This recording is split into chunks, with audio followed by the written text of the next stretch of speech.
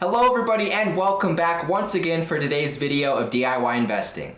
Over the last couple weeks, there's been a massive uproar in the crypto community over the recent launch of Facebook's cryptocurrency Libra. Now, this is something that is very monumental for cryptocurrency. For the first time ever, we now are starting to see major corporations, major institutions starting to take that step into the cryptocurrency adoption, and this is really the first stepping stone in doing so. Now, is this good for cryptocurrency? Is this coming in here going to disrupt Bitcoin? Or what about, since the fact that Facebook already owns all of our private data from our browsing history, what happens when they implement that with what we're buying and selling online? Wouldn't that make it easier for them to target us with more ads? All of this is going to be covered in today's video, so stay tuned for more. Thank you all so much for the support of this channel. It really does mean a lot to me to see how quickly it's growing and to seeing all my new members inside of my Discord. It really does mean the world to me, and so I'm very thankful to have you guys a part of this team. If you guys want to see more awesome analysis, do myself a favor by clicking the link in the description of this video, and there you're going to get access to my Discord server.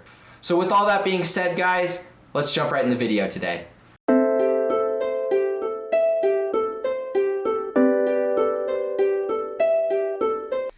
Hello everybody and welcome back for today's video. Today we are going to be taking a look at an article, and specifically speaking, we are going to be looking at Libra, Facebook's new cryptocurrency that is looking to be launched very soon.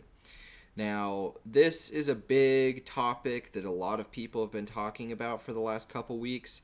It's something that has really kind of shaken up the entire cryptocurrency community, because what we're now starting to see is a major corporation starting to dabble into actually developing their own cryptocurrency. Now, not only is this Facebook, but this cryptocurrency Libra is also tied to a number of different banks and even corporations at that. And so it's not only Facebook that's really launching this, but we're starting to see a very big influx of some of these big corporations, some of these big institutions starting to kind of dip their feet in the water of creating their own cryptocurrency and how to go about actually doing this. And so for today, I figured I would give you guys my perspective kind of with what I'm thinking. Is this Libra going to be good for crypto? Is it going to be bad? How is this going to affect Bitcoin? And just really my thoughts moving forward with this, because this really is a very monumental thing to happen with cryptocurrency. Never before have we seen a major institution or a major corporation start to actually develop their own cryptocurrency. And now we're starting to see that with Libra as being that first one. And so really speaking, this isn't what I would view bad for cryptocurrency. I'm kind of in the middle between it, because obviously we have yet to see really what this is going to manifest into.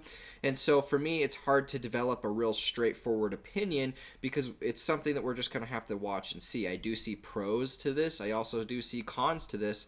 But like I said, this is why we're going to have to watch and see really kind of what happens from here on out. But today we're going to be looking over this article from thevox.com. Should you care about Facebook cryptocurrency? Now, we're going to just quickly read over this, and then I'm going to give you guys my thoughts at the end of this. But this gives a little bit of this gives some solid information specifically about Libra, about some of the corporations that are involved, and a little bit about how it works and what its purpose is used for.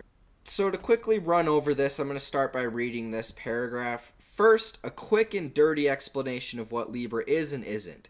While it is a cryptocurrency, in short, digital money, it doesn't have a ton in common with Bitcoin, the most famous cryptocurrency.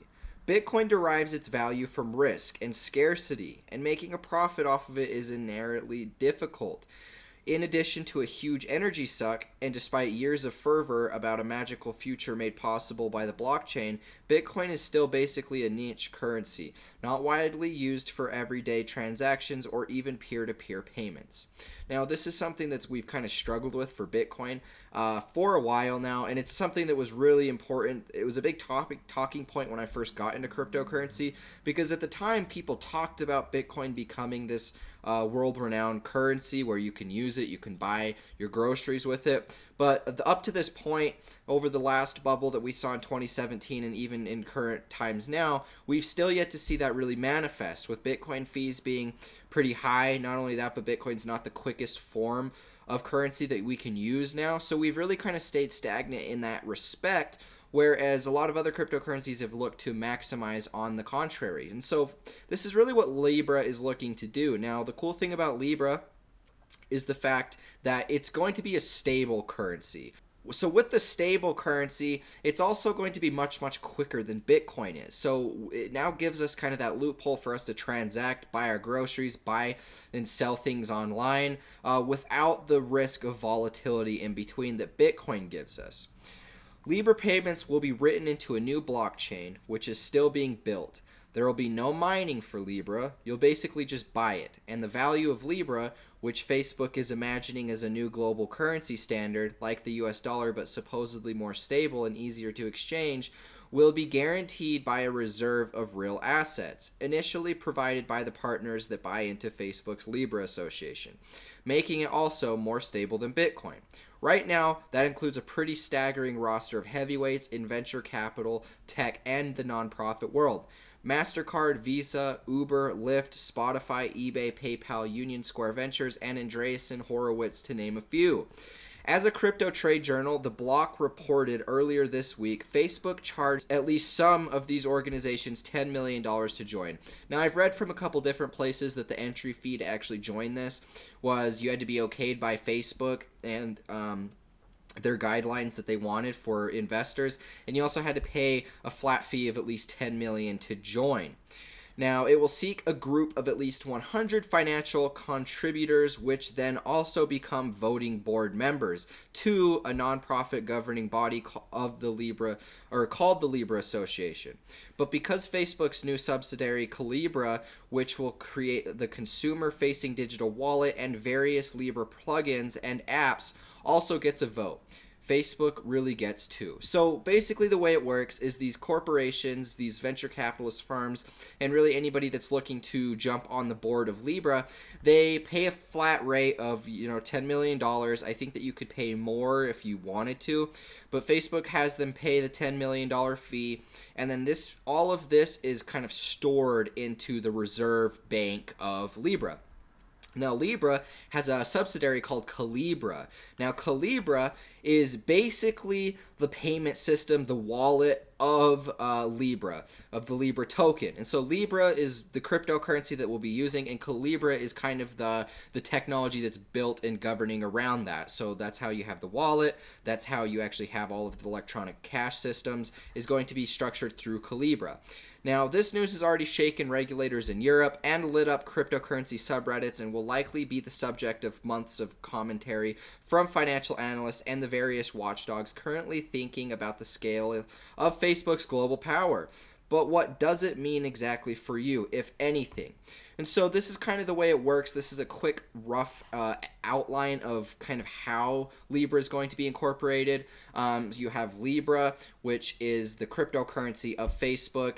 Now, these two are separate from the two. Libra isn't Facebook, and Facebook isn't Libra for the most part. They are going to be two separate identities, even though, yes, Facebook does have somewhat of a control inside of the Libra network.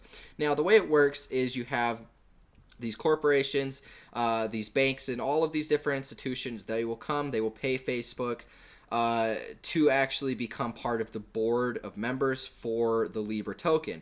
Now, from what I can understand, it's a flat fee of $10 million to join. That $10 million is put into their reserve for the Libra token. Now, the way it kind of works is the more people that use the Libra token, the more wallets that are created, the more people that are transaction buying and selling with their token, they're going to get rewarded a small percentage for doing so, and being one of the early adopters for Libra, being one of the early governing bodies behind it. Because once you sign up and you pay the $10 million, it basically means that you are now on the board of members where you have 1% of the vote towards whatever governments they're trying to do, whatever new ideas they're trying to push forward. You now become a governing body. So this is what makes it, it's not completely decentralized. You do have somewhat of a governing body. You'll have Facebook that owns 1% of the governing body. You'll have MasterCard, Visa, Uber, Lyft. All of these other companies will own 1%. And so Facebook will own 2% technically because they also run Calibra. And so Calibra and Facebook are two separate entities at that. And so really you could look at it as Facebook owning 2% of the vote. But in a way, Facebook is trying to make this a lot more transparent because a lot of the backlash behind them initially launching the Libra token was the fact that, well, Facebook already has all of our private data from our social media accounts. Now, why would I trust them with my transaction accounts as well, not my financial accounts, what I'm buying and selling online at that? And so this was a big backlash that a lot of people saw when it came to this, but Facebook's kind of made it a way that they're not governing so much. They've made this a separate entity away from Facebook, and so technically speaking, from what we can see right now and what we've been told by Facebook, Facebook will not have any of the Calibra, I should say, won't have any access to our private social media data that is stored on Facebook. And so this is kind of a way that Facebook's stepped away and they've said, all right, guys, we're not going to really control this currency. We're going to have a small percentage of vote and power when it comes to this actual governing body of this cryptocurrency. And so in a way, they've made it a lot more decentralized. Even though it's centralized, they have made it much more decentralized in the way that there's really not a significant amount of Facebook power. It's kind of spread out amongst a bunch of corporations. So this is something that's kind of what you could view as negative. I mean, yeah, it's centralized. And even though one corporation doesn't have all the power, it's kind of just spread amongst all of the corporations. And so really it's not decentralized. It takes decentralized abilities from Bitcoin and from the blockchain, but it still makes it centralized. And there's a few reasons for that, and we'll get into it here in a little bit. So this is Facebook's plan and what they envision of Libra. Facebook says its motivation for making Libra is primarily as a service to the developing world and the parts of the developed world where it is difficult to access a bank. People with less money pay more for financial services. The overview reads, hard-earned income is eroded by fees, from remittances and wire costs to overdraft and ATM charges. Payday loans can charge annualized interest rates of 400% or more, and finance charges can be as high as $30 just to borrow $100. The goal is financial inclusion on a global scale, subsidized by Facebook's might and its enormous user base. While using Libra as your primary form of currency obviously still requires access to a smartphone or computer, something that not everyone has, the Pew Research Center recently estimated that more than 5 billion people worldwide now own some kind of mobile device, with numbers growing especially quickly among the younger populations of developing countries. Facebook would like to be the entity that connects these new smartphone users to broader financial opportunity. It's worth noting that this echoes much of the altruistic rich savior rhetoric around Facebook's controversial free basic internet service, long criticized as an example of digital colonialism, and of making developing countries dependent on Facebook for internet access, that is, when the internet program worked at all. And signing up for the bank account through Calibra will understandably require a government-issued ID. Not exactly an uncomplicated proposition for many of the people Facebook is trying to bless with bank accounts. The US likely won't be a part of the equation at first, though initial guesses suggest that Libra might launch in India, where more than 200 million people already use Facebook-owned WhatsApp. TechCrunch has since reported that this will not be the case. Calibra won't be available in US-sanctioned countries or countries that ban cryptocurrencies. A Facebook spokesperson told TechCrunch, eliminating China, North Korea, and Iran on the first point, and India on the second. So basically what you have here is Facebook is trying to create a way for some of these people that don't have access to bank accounts and some of these upcoming societies, a way for them to transact and really just start adopting this new form of banking, or whatever you want to call it, with cryptocurrency adoption. Now, one of the big problems that we have in some of these third world countries is the fact they don't have access to bank accounts. They have crumbling infrastructure around their currencies that they're using right now. Some have fallen apart. Take a look at Venezuela, for example. Take a look at some of these other countries that you have major communism going around with their currency. And so Facebook's really trying to take a stab at some of these other countries that don't have the same access, don't have the same infrastructure, and they're really trying to take a stab at that and adopt some of these people and really take this next drive into what Facebook is trying to launch with Libra. And so this is kind of what we're starting to see here. Basically speaking, you have ATMs, you have banks, and you have all of these other corporations that charge a significant amount of money just to hold, just to transact your money. And so what Libra is looking to do is creating sound money, right? That's always been the purpose of cryptocurrency, is creating sound money. And so for the first time ever, we're starting to see a corporation really start to adopt this. Now, this is centralized, so you're going to see some negatives behind it. But overall, this is looking good for the overall adoption of cryptocurrency, because you can't just expect these centralized identities, whether it's banks, whether it's corporations, to just full-heartedly adopt a completely decentralized currency, because right now it's hard to do so with the technology that is currently being built around the blockchain. And that's kind of what Facebook has stated in this article, is the fact that, you know, for them to go completely decentralized, for them to adopt blockchain technology, you're going to have kind of a stepping period where you're going to have to slowly adopt the technology and incorporate it to what's already happened and what's already been given to us in the current society. And so in a world where we're predominantly centralized, to go predominantly decentralized, you're going to have an adoption period that's going to take place where you're going to see minor adoption of blockchain, minor adoption of decentralization being adopted into the centralized infrastructure. And we're going to have to slowly kind of incorporate ourselves into that adoption structure. And so that's kind of what we're starting to see here with Libra. Now, is this going to be a big deal? Facebook wants Libra to one day be a go-to payment option for both online and offline purchasers, as well as for sending money among family members and friends in every country in the world. The digital currency would convert easily in and out of any other currency with very low conversion and transaction fees. Calibra Vice President of Product Kevin Wheel, formerly head of product at Twitter and Instagram, told The Verge's Nick Stat that Calibra will start off in Facebook Messenger and WhatsApp, then move into standalone apps. So what they're looking for right now is, for the early stages of the launch for Libra, they're going to be adopting it into Facebook Messenger and the WhatsApp, and that's where you're going to start to see the first transaction of Libra taking place. Now, once they have that initial launching and once things start running smoothly, that's when they're going to launch it into standalone apps, whether it's these other corporations that have signed up to use this or whatever it might be, banks as a whole.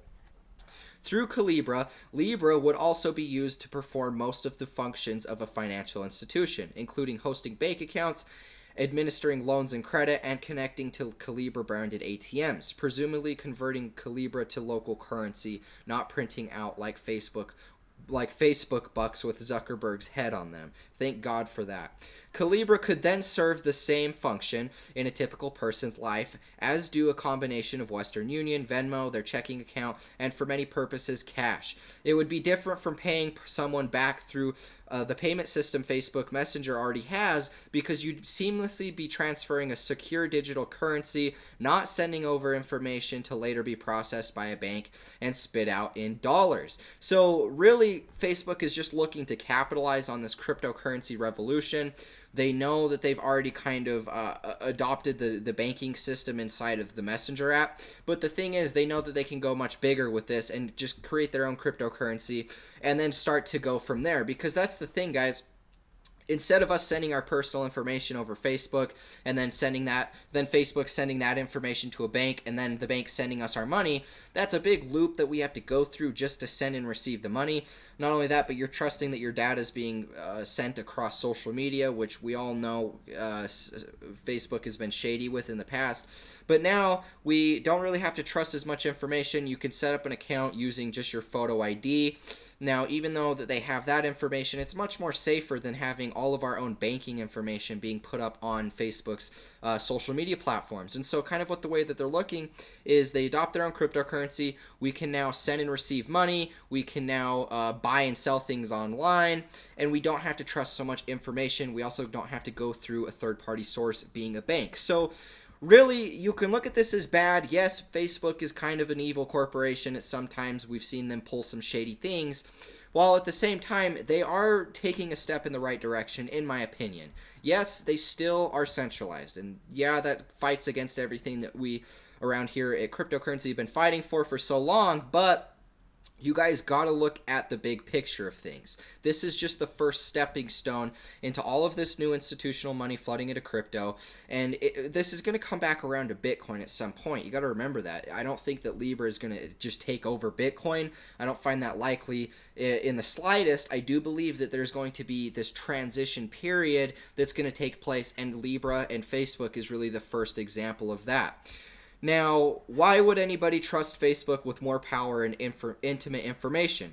Facebook is trying to nip this one in the bud with a section on the Calibra website that says that customer account information and financial data will not be used to improve ad targeting on the Facebook family of products. However, it will use Facebook data to comply with the law, secure customers' accounts, mitigate risk, and prevent criminal activity.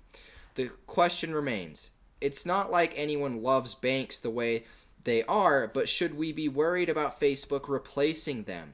With Libra's mission statement, including a bulleted list of core beliefs shared by various participants, including we believe that global, open, instant, and low-cost movement of money will create immense economic opportunity and more commerce across the world. This reasoning is intuitive, and there's some evidence that it's true. The following two beliefs are a little of bolder and less proven. We believe that people will increasingly trust decentralized forms of governance. We believe that a global currency and global infrastructure should be designed and governed as a public good. So before we get too ahead of ourselves here, I wanted to talk about a couple things. So with us trusting Facebook with all of our private information, specifically around what we're buying and selling, a lot of people thought that this was bad because Facebook already knows all of our private data and browsing history through Facebook and other forms of social media. So what's to say that they're not going to use and combine our data to have even more targeted ads for their consumers? And this is kind of what Facebook has said that they're not trying to do, and this is why they've kept the two corporations separate from Facebook and from Libra and Calibra at that. Is they're not trying to combine their data. They're really just trying to make a payment system and really adopt this cryptocurrency revolution. And so time will tell if this is going to be true. We all know how well Facebook has dealt with our private data in the past. And so we're going to have to kind of watch and see what's going to happen with that. But not only that, the thing about banking and the thing about Bitcoin, Libra, and all of this decentralization is the fact that I strongly believe that we are moving towards a decentralized age. We're starting to see Binance adopt a decentralized exchange, and so already we have the structure and the structures being built in place that are really going to subsidize all of our worries that are coming from this Libra token, and not only that, but other centralized platforms at that. So something to keep a note of is the fact that when we have these major institutions, whether it be Binance launching their decentralized exchange, we're now going to have a way to privately send and receive money as well as trade money if it is on an exchange. And that's really only going to open the door for more decentralized applications at that. And so what we're seeing here, and in my opinion, what we're going to see, is we're starting to see with Bitcoin and with Ethereum, you can't really use those as a currency online. It's harder to use that because of the volatility in place. A lot of people don't want to use Bitcoin. They don't want to spend Ethereum because of the fact it takes a little bit of time to do so. And then on top of that, you have the volatility factor that comes into place. You might buy something one day and then you might see your asset go up 10% the next, and you just lost out on 10% because you wanted to buy something now. And so Libra is looking to maximize on that. They have this currency, and the way that Libra works is it's backed by a number of different fiat currencies.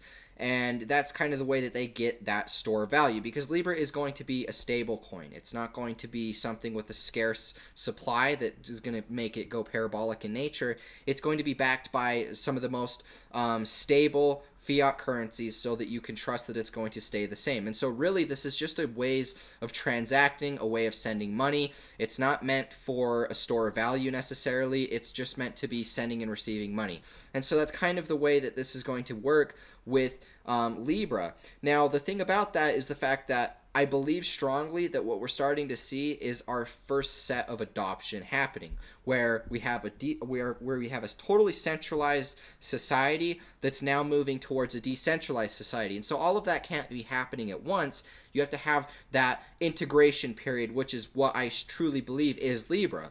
Now, Libra takes a lot of the decentralized factors, they take a lot of the good aspects of blockchain technology, and they kind of merge it with this centralized world that we're seeing here, because these centralized identities, these corporations, and just retail investors at that, they're not going to be able to take the full jump into a decentralized world. They're going to have to slowly be incorporated. And so I believe that that's what Facebook and what Libra is looking to do here. So with all of that being said, I do believe that we're going to have this kind of a mix of decentralization as well as centralized identities adopting cryptocurrency.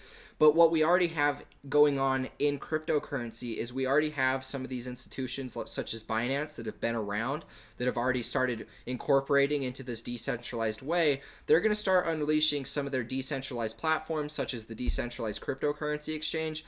And this is really going to set the new stage for mass adoption into a fully decentralized world. And so I don't think that we should be getting caught up on the fact that, yes, this is a centralized identity being Facebook, and yes, they've done shady things in the past. I don't think we should get so wrapped up with the fact that this is centralized, when I do believe that this is going towards a fully decentralized future. And I think that we will start to see that a lot more once we get a lot more finished products of these decentralized platforms, whether it's a cryptocurrency exchange, whether it's an actual bank for you to store your money. It doesn't really matter. This is going to be what we're going to see with cryptocurrency. And so really this is what I had for you guys. I wanted to quickly share with you guys the Libra coin and Calibra, the new payment system that Facebook is launching. This is going to be very instrumental towards adoption, or for what I believe, inside of this next bull run that we're seeing now. And I think that this is really the first stepping stone in which a corporation is starting to fully adopt cryptocurrency and is starting to take their own stance in the blockchain movement. And so really this is what I see. I believe that this is good overall for cryptocurrency. I know that there's a lot of scare factors that go into play with this, being, can we trust Libra? Can we trust Facebook? Can we trust these other corporations that are now jumping in on this project, with much more to come, in my opinion? And while there is a little bit of scarcity, while there is a little bit of fear that comes into that, I do believe that this is a step in towards the right direction. Now, yes, this is completely centralized, but for the most part, it is taking a stab at this decentralized aspect. And I do believe that we will get more decentralized as we have more technology that's produced. But I think that the big reason why Facebook wasn't trying to go fully decentralized is because of the fact it's a lot harder to create a faster blockchain that's completely decentralized.